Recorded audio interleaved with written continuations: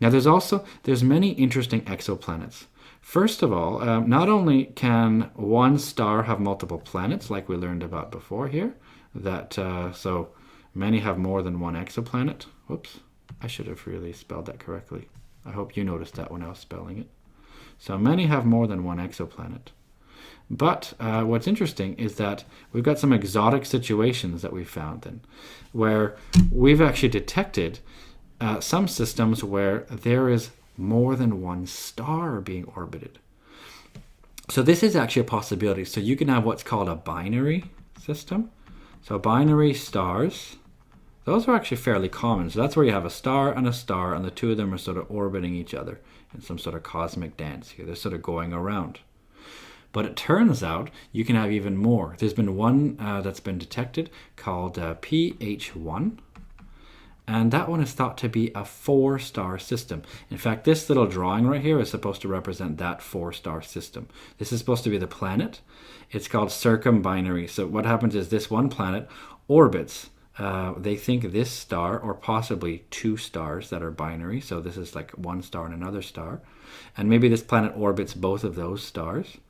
But this system of 2 stars also orbits around with another system of 2 stars. So it's really complicated. So it could be binary. Binary means 2 stars. But there's even been one detected that has 4 stars, which is, I think, totally nuts. So this is really cool that we're finding these really exotic situations that we never could have even thought possible. So we've been detecting all sorts of really crazy stuff. So the next couple of slides here I'm going to show you are some of the weirder ones. So the really interesting exoplanets, I think. So there's A, and there's going to be a whole bunch of really interesting things here. So another one is that they can orbit dead remnants of stars, or pulsars. So that's actually possible. So there's actually something called a pulsar. So that's the remnant of a dead star that's gone supernova, and it's actually a neutron star. So that means it's mainly made of neutrons. So neutron stars should be pulsars. Or I should say all pulsars are neutron stars. So what happens is when they end their life, they form this really special sort of, after they blow up, the remnant is a neutron star, and that neutron star can rotate really fast, and it gives off this really intense radiation. And this radiation, if we're lined up with it, so this radiation, if it goes up and down, for example, what if the Earth is over here looking at it? Where we're going to detect this radiation here. As it spins really fast, it's going to be a pulse of light. So that's why we call these pulsars. So these are dead remnants of stars, and yet they've detected an exoplanet around one. In fact, around a few of them. So one of them, for example, is called, just to give you some things in case you feel like looking it up, there's a pulsar called PSR, that stands for pulsar. And then it's got a very nice, easy to remember name and number, B1620-26B. B because it's a planet. This is the name of the star. So it's not very elegant naming system, is it? I suppose you have to do something. You have to do something that works. So they've actually found a number of pulsars that have orbiting exoplanets. In fact, the very first exoplanet found, remember I said at the beginning that we started seeing them in 1995 for main sequence regular stars, but it turns out there was a pulsar that had an exoplanet detected around it in 92. So that's why it's a little bit of a trick here. But so they can orbit dead stars, which is really weird too. Like, how did they get there? I mean, was it leftover material, or is the planet actually a leftover star that had all its material sort of eaten away by the other one? We're not entirely sure. Now, there's some extremes here. So the closest exoplanet to us is actually really interesting because the closest star to us is actually an interesting system. It's called Alpha Centauri, but it's actually a binary system. So it's an Alpha Centauri A and a B. In fact, it may even be more. But it turns out around Alpha Centauri B, there's a planet. So they call it BB. It's a little bit complicated here. So this planet right here is called hot Terran. So they said that means it's like a hot sort of Earth, maybe possibly like. They don't think it's habitable. They think its mass is around 1.1 mass of the Earth. So it's around Earth mass. Its radius is around the size of the Earth, which is pretty cool. But it has a period, so an orbital, how long it takes to go around its star is only 3.2 days. That is not very long. That's because it orbits so close to its star. Remember, 1 astronomical unit is the distance from our sun to the Earth.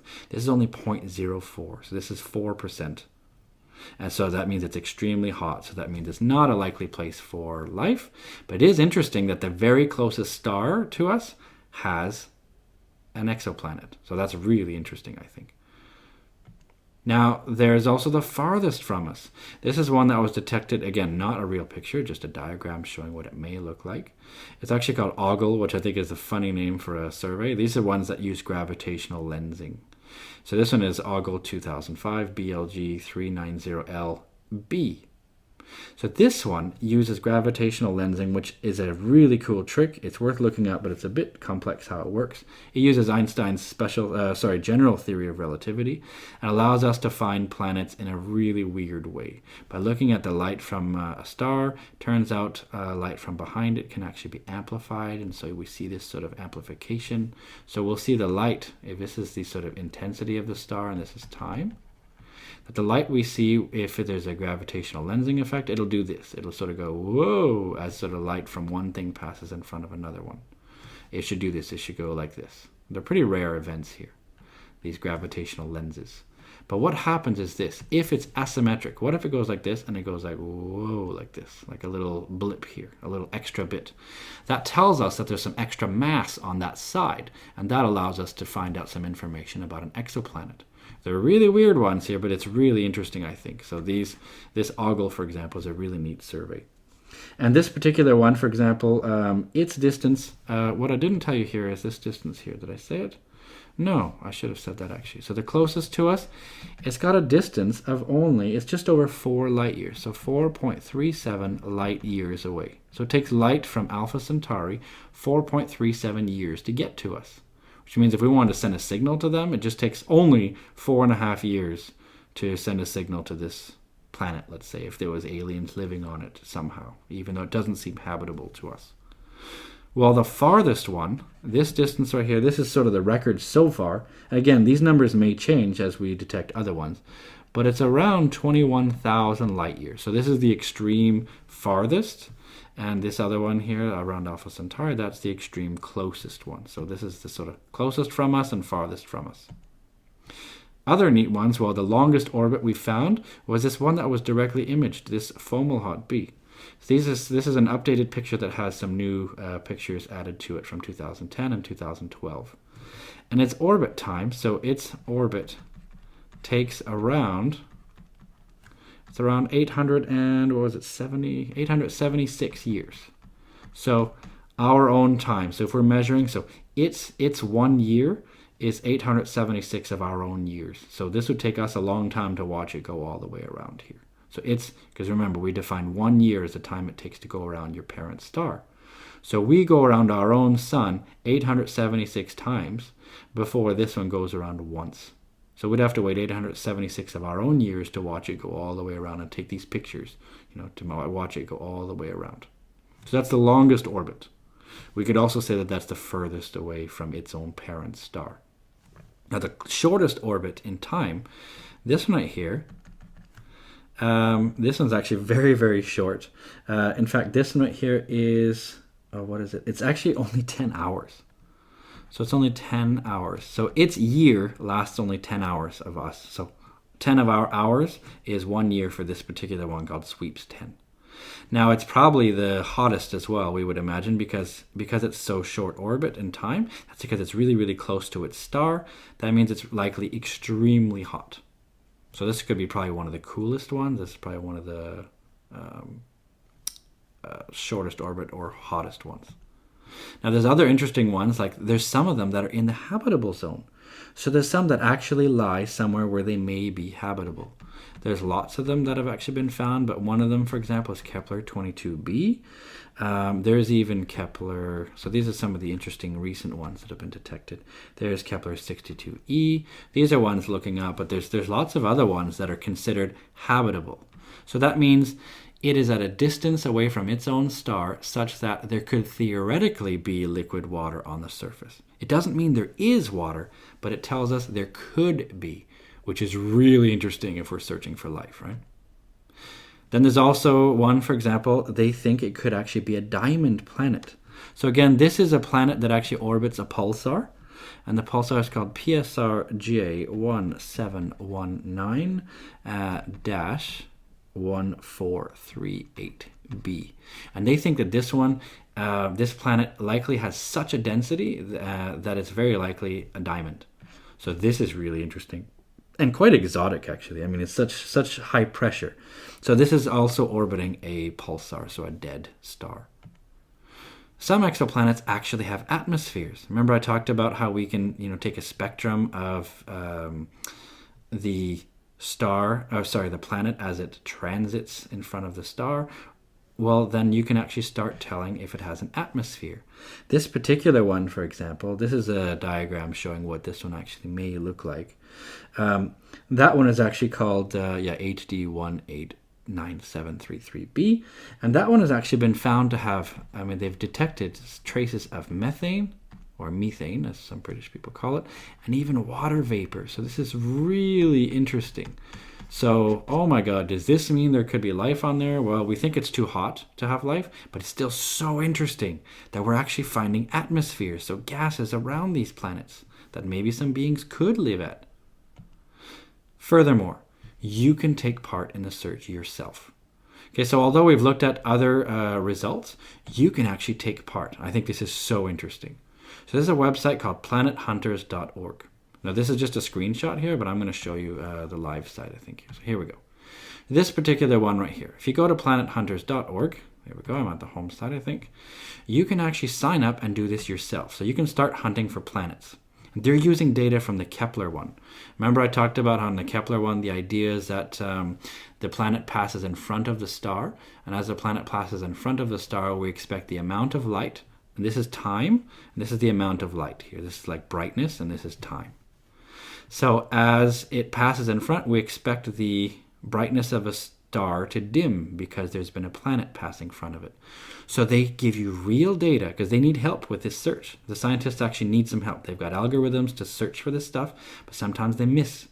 So what they do, this is just a tutorial to show you, so I'm just going to show you what to do here. They say, all right, you look for places where you see the light go down, so these dips. It's a little bit hard to tell, but this is a dip here. So they ask you to actually draw them. So you can click and drag around this one, and they tell you, okay, look for other ones. Well, I know that there's one here, for example. That's where it dips down. Ignore the spaces here. That's just where the telescope is turned off. But I see another one that really dips down here. Maybe another one here. Looks like it. This doesn't, I'm not sure if that's one. So I'll just say that's good enough. And it looks like I found most of them. So it says, did you spot them? Here are the locations of the transits. And they tell you about this is where the thing was turned off. They even show you how to zoom in case you need to. So this is really cool. So in case you want to zoom into number 4 here, you can actually bring this slider over to this end and bring this slider over to this end. So you essentially zoom into number 4 here. So you can sort of really stretch it out in order to see the data a little bit easier here.